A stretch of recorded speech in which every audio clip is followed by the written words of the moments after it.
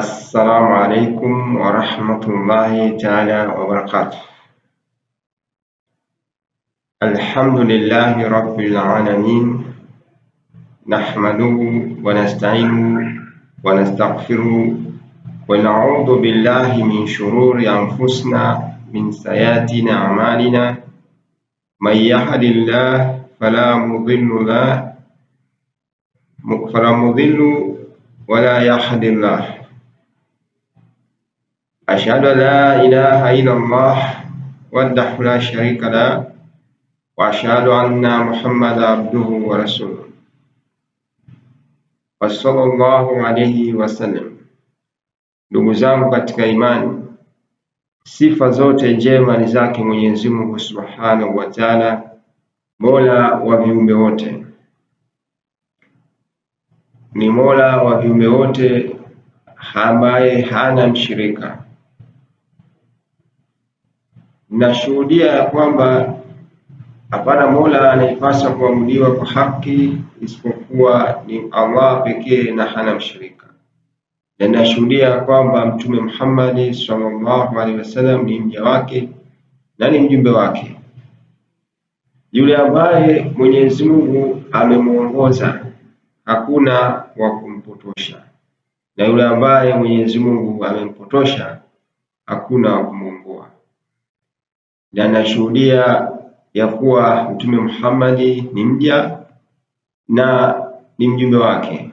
Rehma na amani zimshukie yeye, kipenzi chetu, kiongozi wa umma, mtukufu wa daraja, naye si mwingine ni mtume wetu Muhammad sallallahu alaihi wasallam.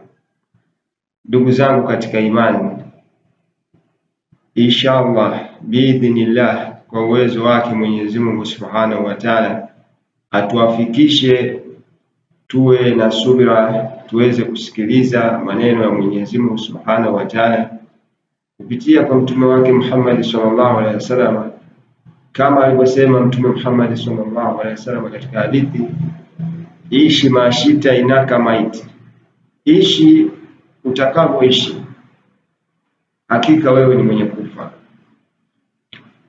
Ndugu zangu katika imani, hadithi hii ina maneno mafupi lakini ina ujumbe mzito mno sana. Mtume Muhammad sallallahu alaihi wasallam anatuambia haijalishi utaishi vipi katika dunia hii, haijalishi utaishi kwa umaskini au utaishi kwa utajiri au utaishi kwa dhuluma au utaishi kwa raha, utaishi kwa umaarufu, lakini kumbuka, ipo siku moja utasimama mbele ya Mola wako. Ipo siku ambayo utasimama mbele ya Mola wako.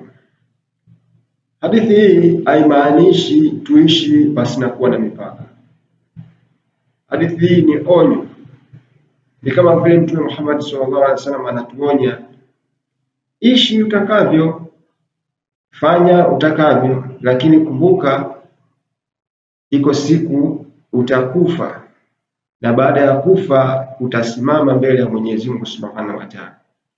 Kifo ndugu zangu hakichagui hakimu wala mhukumiwa. Kifo hakichagui mzee wala tajiri. Kifo hakichagui maskini wala tajiri. Kifo ndugu zangu kinakuja ghafla, kama alivyosema Mwenyezi Mungu Subhanahu wa Ta'ala katika Qur'an Karim, baada a'udhu billahi minash shaitani rajim, kul nafsi zaikatul maut, kila nafsi itaonja mauti. Kwa hivyo ndugu zangu katika imani, hadithi hii inatufundisha, inatupaswa kujiuliza kila siku, maisha haya ninayoishi leo, nikifa leo yatanifaa nitakapokutana na Mola wangu? Matendo haya ninayoyafanya nikifa leo yatanifurahisha nitakapokutana na Mola wangu?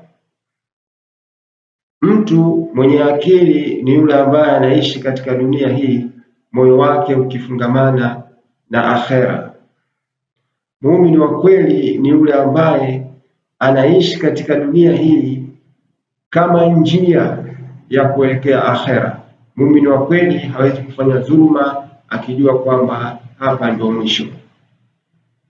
Tumuombe Mwenyezi Mungu Subhanahu wa Ta'ala atujalie mwisho uliokuwa mwema, atujalie maisha yenye utiifu, atujalie akhera yenye neema, baraka na radhi za Mwenyezi Mungu Subhanahu wa Ta'ala. Subhanaka Allahumma wa bihamdik wa ashhadu anna la ilaha illa anta wastaghfiruka wa atubu ilaik wa sallallahu alayhi wa sallam. Hadha, assalamu alaykum wa rahmatullahi ta'ala wa barakatuh.